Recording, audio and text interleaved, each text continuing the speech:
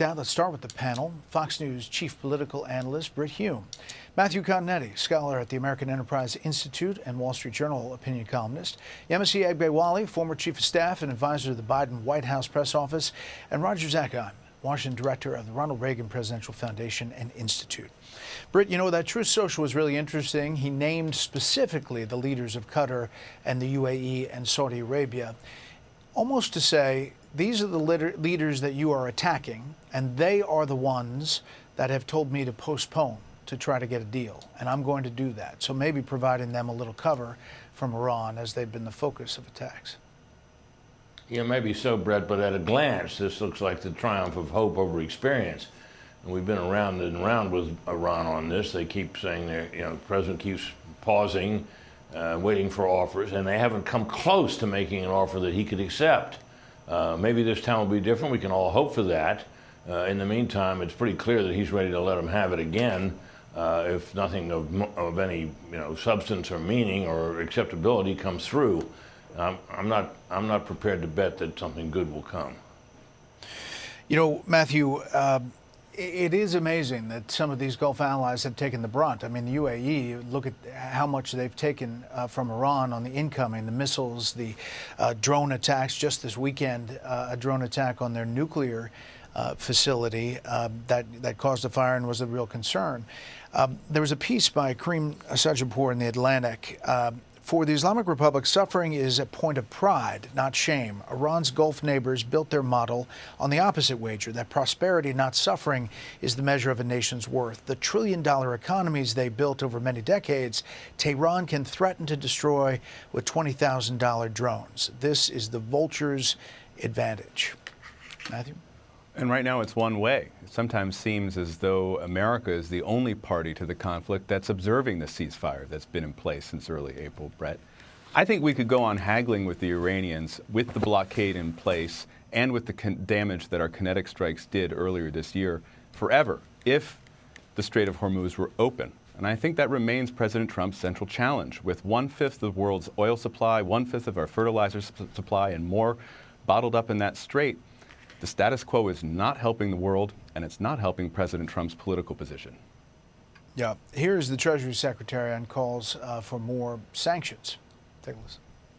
We call upon all our G7 and indeed all of our allies and the rest of the world to follow the sanctions regime so that we can crack down on the illicit finance that is fueling the Iranian war machine and get this money back to the Iranian people. I guess the question is, at some point, these European countries, other countries, are going to start paying the toll because they need the oil, and they may just punt. Right. The Strait of Hormuz being closed is a problem, not just for the United States, but also for our allies, particularly our NATO allies. But it was also a problem for China as well. And I think the president has tried to pressure our allies and also our opponents like China and Beijing in order to put pressure on Tehran. I think what we've learned from Iran is they are okay with their people hurting.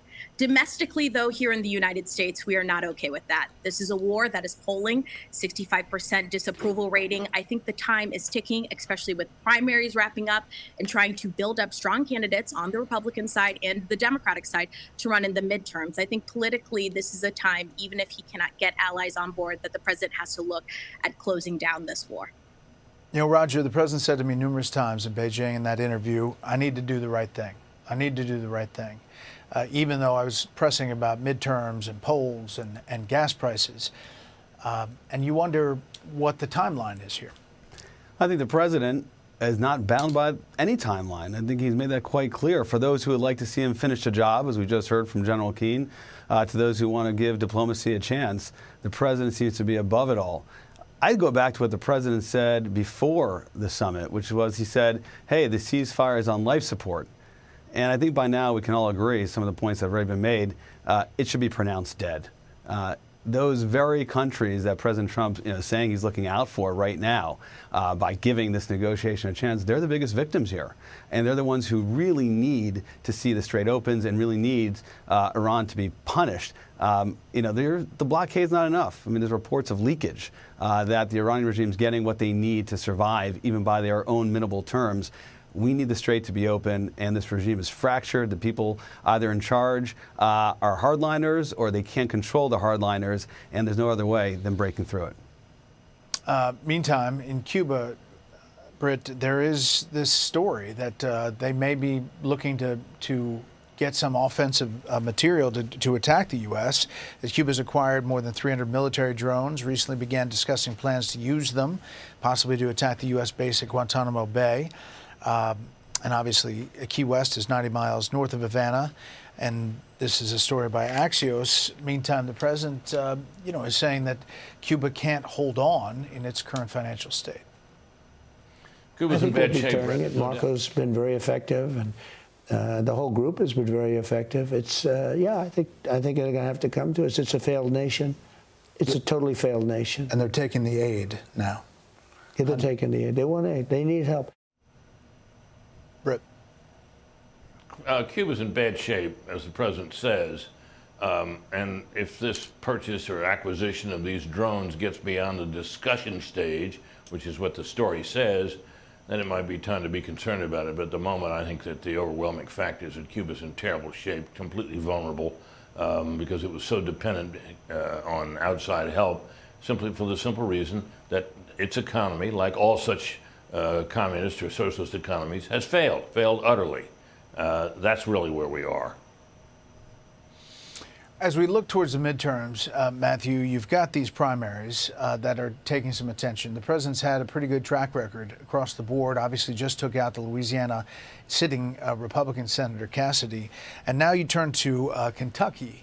Take a listen to Thomas Massie trying to hold on there. If I were to lose, they would disenfranchise like millions of people that identify with the Republican Party because they identify with me. You know, it's hard to say I cheer for Mr. Massie to win anything. I am going to cheer for Republicans being able to dissent. The president has had tremendous success in the primaries. The problem is it doesn't translate one for one anyway in the general election. And Massey's been a huge target through social. The president taking again the worst congressman in the long and storied history of the Republican Party. Thomas Massie is an obstructionist and a fool. Vote him out of office Tuesday. Tomorrow, Tuesday, will be a great day for America. President DJT, he puts his sights on somebody, Matthew, and obviously focuses on that. And usually he's successful. Just a historical comparison. FDR in his second term also tried to change the nature of the Democratic Party by campaigning against Democrats who were against the New Deal. FDR largely failed in that effort. You contrast that with Trump, who's had a remarkable record of success. It's not just Senator Cassidy in Louisiana, it's also the Indiana state legislatures. And I think it will be Congressman Massie tomorrow who has shown himself to be more opposed to the Trump and the MAGA agenda than an actual principled advocate for any one position. And the MSC, Democrats just kind of smiling from the sidelines as you look to November? Right. I don't really have a horse in the game when it comes to Thomas Massie, but I think Democrats are looking to see where the president will endorse in other races. Looking at Texas, John Cornyn and Ken Paxton, a lot of Republicans, especially the Senate Majority Fund, spending a lot of money in certain states, and the president could clear it all up by endorsing in those primaries. Roger, the president's not on the ballot in November, but he is. This is all about the president, and he is strong here. There is no ideological similarity between Cassidy and Massie. There's one thing that both have in common is that President Trump didn't want them to win, and I expect that will be the outcome in Kentucky just like it was in Louisiana. Britt, I only have 10 seconds, but we have a long way to go to November. We do. We got a Democratic Party, a Republican Party, which is by and large afraid to buck Trump, and a Democratic Party that's afraid not to. And that describes our politics. There you go. I knew I can count on 10 seconds. Thank you all. Be sure to like and subscribe for all the Fox News latest on YouTube and catch full shows streaming now on Fox One.